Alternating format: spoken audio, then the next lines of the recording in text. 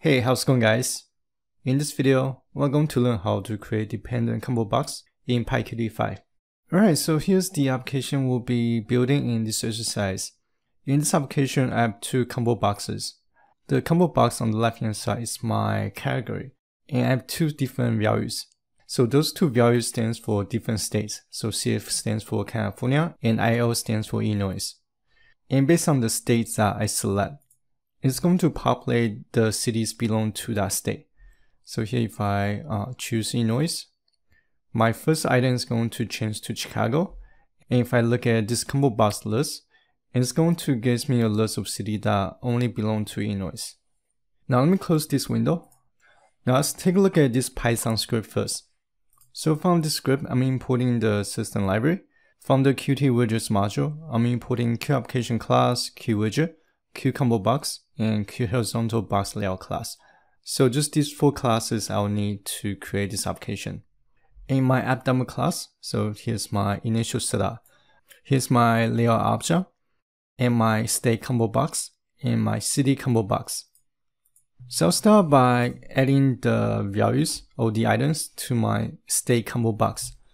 So from self.comboState, I want to use the addItem method to add my items.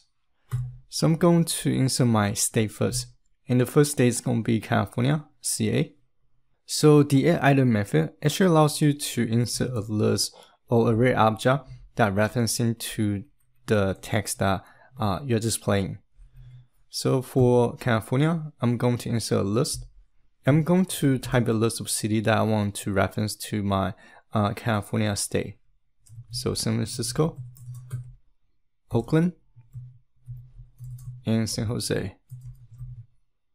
Now I'm going to make a copy of this line right here, and I'm going to change my state from California to Illinois.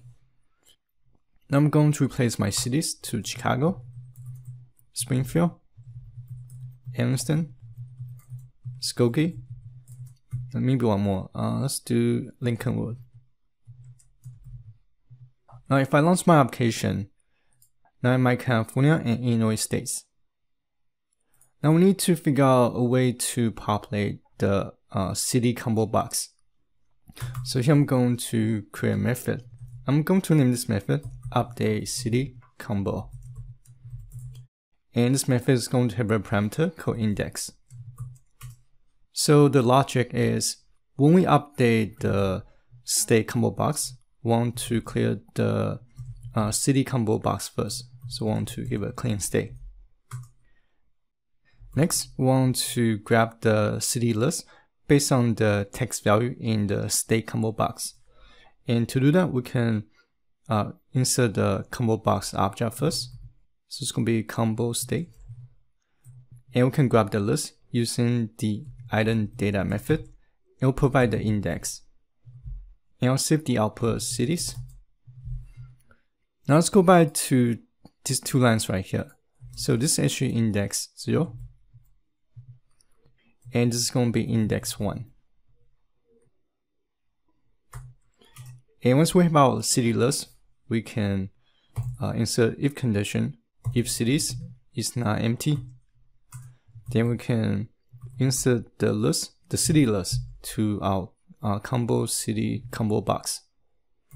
And this time we can use the add items, and we'll provide the list object. Now let's go back to the constructor.